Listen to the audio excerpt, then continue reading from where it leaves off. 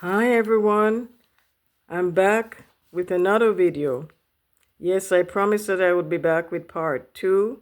So today is the day, folks, where I come to share my testimony with you about owning a property. Yes, folks, as I said the last time, not only the rich, real estate is not only for the rich, but it's for everyone. So yes, folks, I'm back with part 2.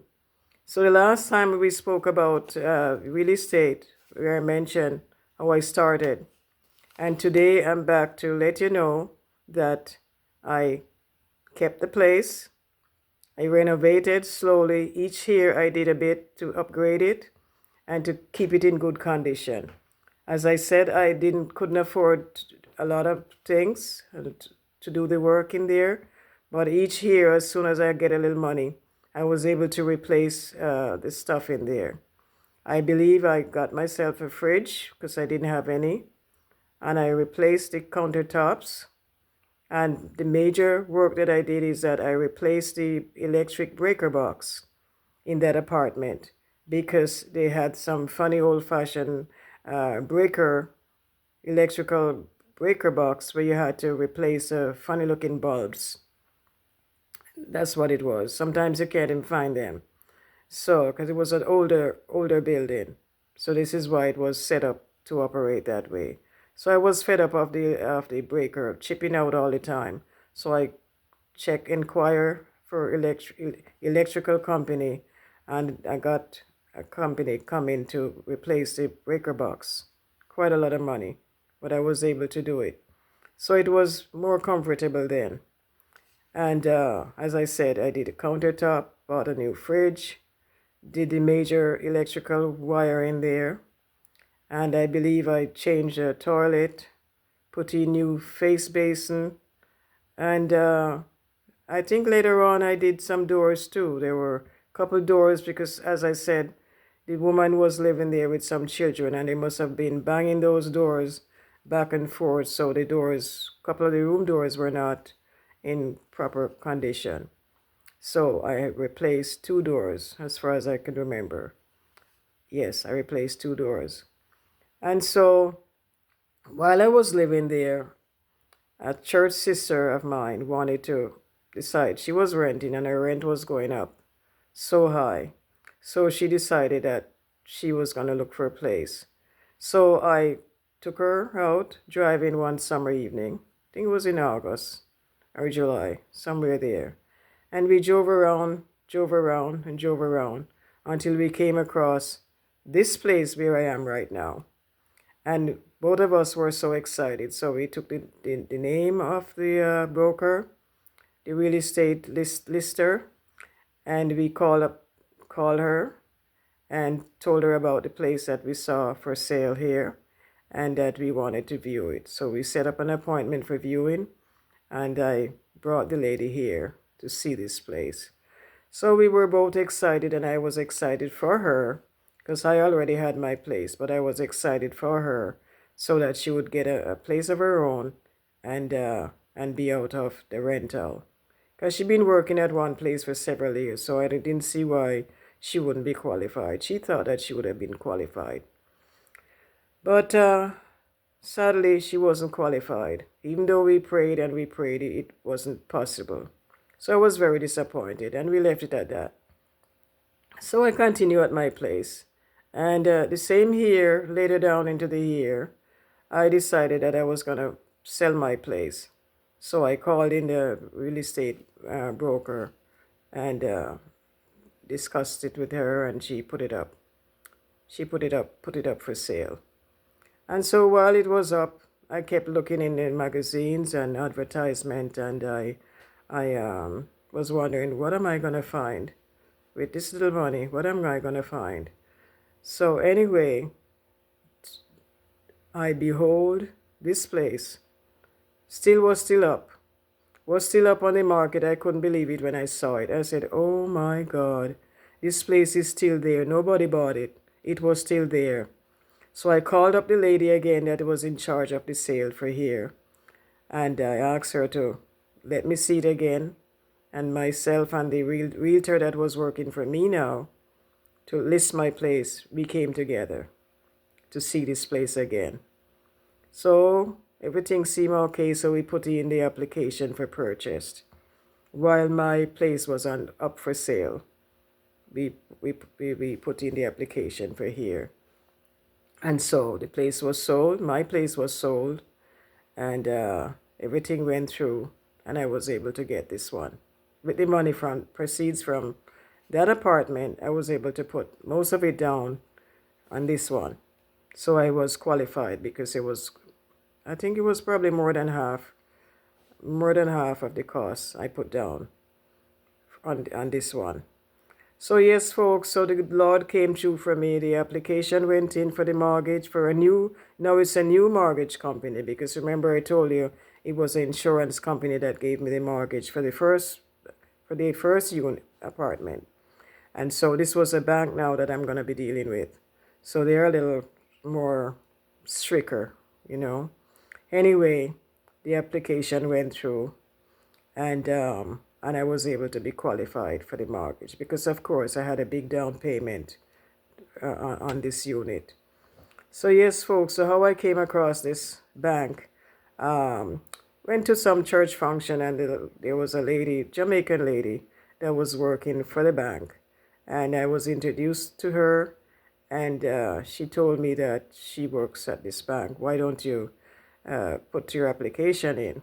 So I did, and it went up to the higher ones, and they examined the application, and with question mark, but the mortgage broker that was in charge of mortgages, he spoke to his underwriter, and his underwriter was a little hesitating to make me qualify. But the young man told me, he says, I speak with him, and I told him, I said, I have confidence that this lady will be able to do her to pay her mortgage based on my application and my history, my work history. So I was qualified, and it went through with no problem. I paid my mortgage for years and never missed a payment, and I'm still here at this place. Over 20 years I lived at this place and still never missed a mortgage. So I'm telling you, folks, you can do it. If you put your mind to it, you can start slowly, move up, get a better place, sell that, make some profit. You'd be surprised the profit that you'll make from one small real estate purchase, and then you'll be able to go up one more step up and get something a little more bigger or more comfortable. So as I was saying, folks, it's possible. Real estate is not for the rich, as my first video said. It's not only for the rich. You can do it if you put your mind to it. Yes, folks, you can do it. So I hope this is a lesson for you, and that you may be able to use the tips that I lay out here. That if I can do it, you know, I'm no big shot. I'm not a professional. I didn't have a big job. It's just from the little jobs that I have that I'll be able to put my resources together and be able to pull this off. And I'm glad that I did, because now that I'm older, I would not be able to afford the big rent that they're charging now. And on top of that, some of the landlords, they kick you out because they want to raise up the rent. You know, they figure if you live there for so long and you're paying a small rent, they can get almost twice the amount that you're paying. So they give you excuses, tell you they're going to renovate, or family needs a place. And the next thing you know, you're out.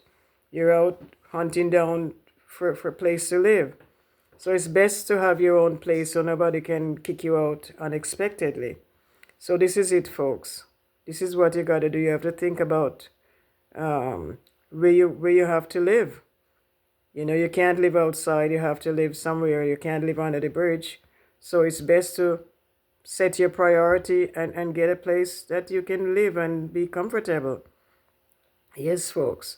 So I've never missed a payment with my mortgage. For this 20 years, I've never missed, because I'm not somebody that goes out and sport and have to eat at a restaurant almost every week. That takes money. And you'd be surprised how 1 week of eating out at a restaurant, it adds up.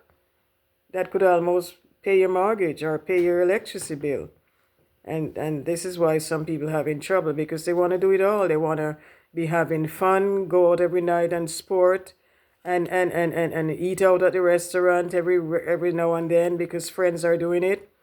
And everybody budget is not the same. Friends may have a budget that they can do that, but you may not, you know.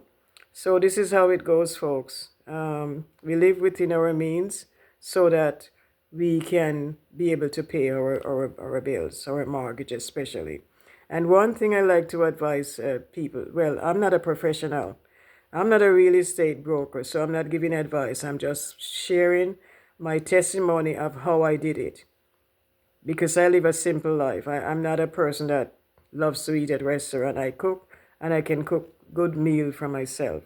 I don't need to run out to restaurant to do that, you see.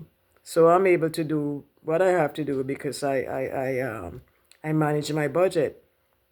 So there's one thing I would like to share with you guys, that when you have a permanent job, when you're gonna get a purchase real estate, you have to have a permanent job.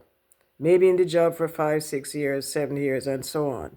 And on top of that, if you're a single buyer or a single person living alone, you have no one else to look to for help. You have to make sure you have a little backup. You have a little backup job that if your regular job, your full-time job is laid you off or cut the hours, you have a little part-time job that you can use as a backup to get the extra income in to pay your mortgage. That's very important, because sometimes the workplace, they're very tricky.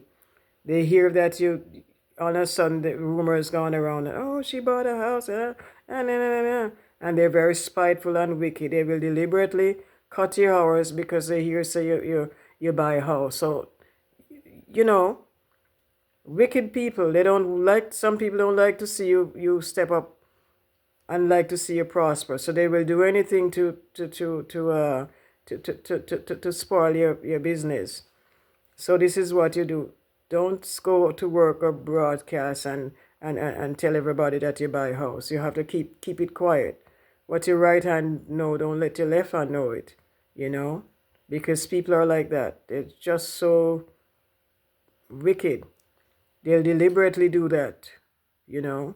So this is what I'm sharing, folks, that keep your business to yourself, and you take your time and do what you're doing, and get your little part-time jobs to back up. Part-time job, not jobs, but a part-time job to back up your finances. So this is what I have to say today, folks. I hope it's been a blessing, and I hope that I'll see you again. And I'll hear some good news. Put it in the comment section, folks. If you have made up your mind and decide to move forward and to get a little place of your own. Start simple, one step at a time, one room at a time, and you can do it. Real estate is not for the rich alone. Bless your heart, everyone. Stay blessed. Remember to subscribe, share, like, and thumbs up the video.